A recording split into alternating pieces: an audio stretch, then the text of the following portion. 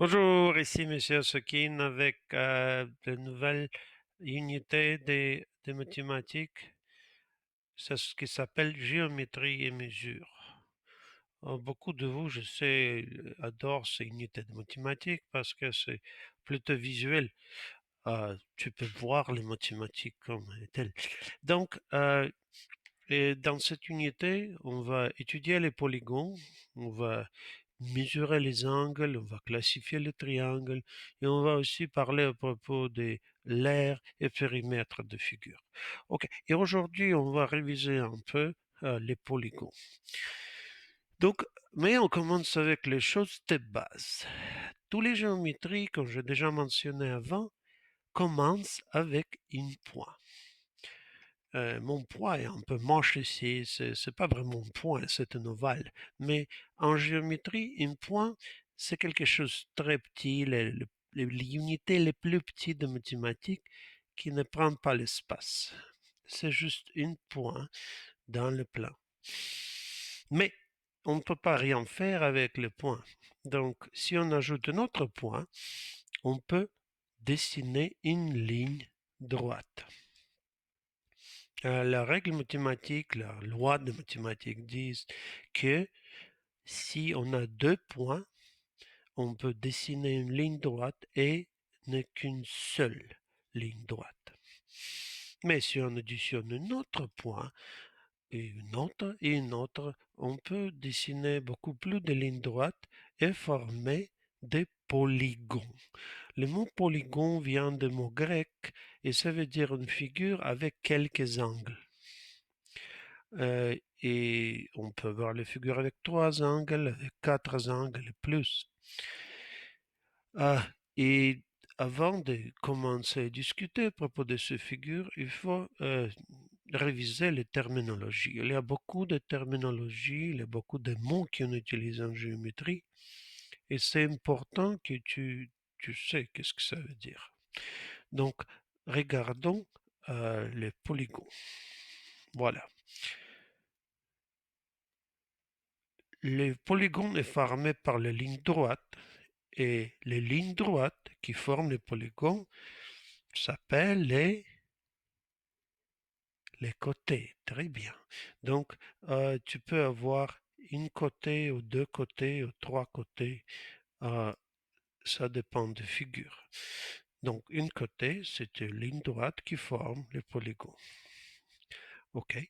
Euh, les points euh, où deux côtés se croisent, où ils vont ensemble, s'appelle une, oh, j'ai déjà montré, une sommet.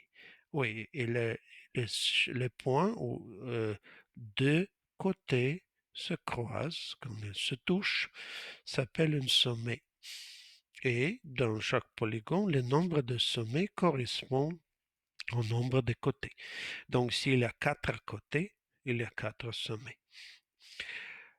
L'espace entre deux côtés s'appelle, oui, il s'appelle un angle.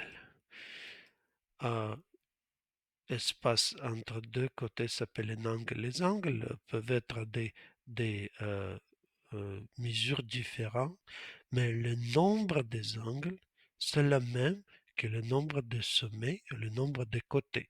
Donc, dans cette figure, il y a quatre angles, quatre côtés, quatre sommets. Et c'est vrai pour tous les polygones.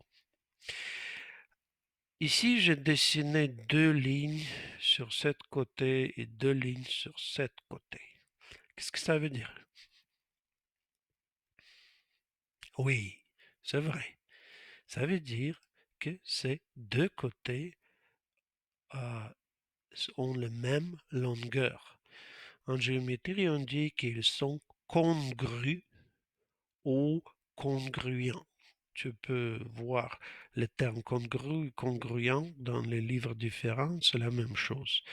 Donc, si on dit que les côtés sont congrus ou congruents, ça veut dire qu'ils ont la même longueur.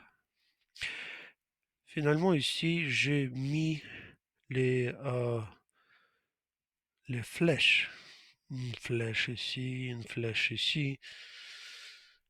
les flèches en même direction. Qu'est-ce que ça veut dire? Hmm?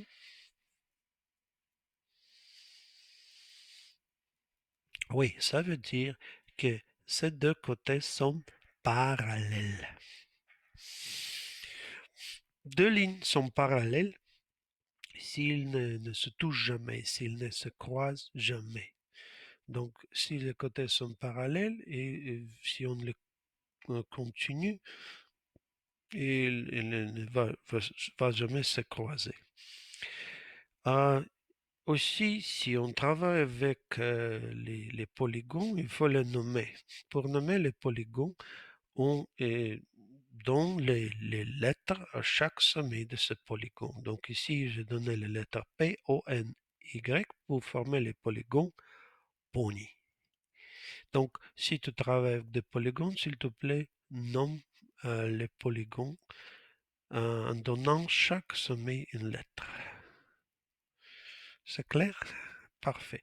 Donc, on classifie les polygones selon le nombre de leurs côtés, un angle au sommet. Une polygone avec trois sommets, trois angles, et trois côtés s'appelle le triangle. Avec quatre sommets, quatre angles, quatre côtés. C'est quadrilatère, c'est quelque chose que tu as étudié en quatrième année. Pentagone, hexagone, heptagone, octogone, et comme ça. Chaque polygone a son propre nom. Tu ne vas pas voir peut-être les énéagones ou endécagones dans les livres de mathématiques, mais c'est toujours bon de savoir pour impressionner tes amis.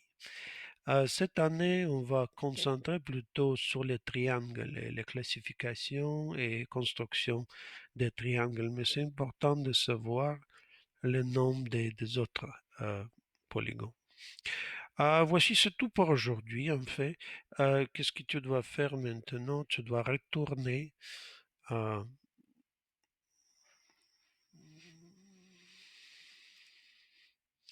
tu dois retourner dans Google Classroom, dans Géométrie et mesure, et faire le quiz pour la leçon 1.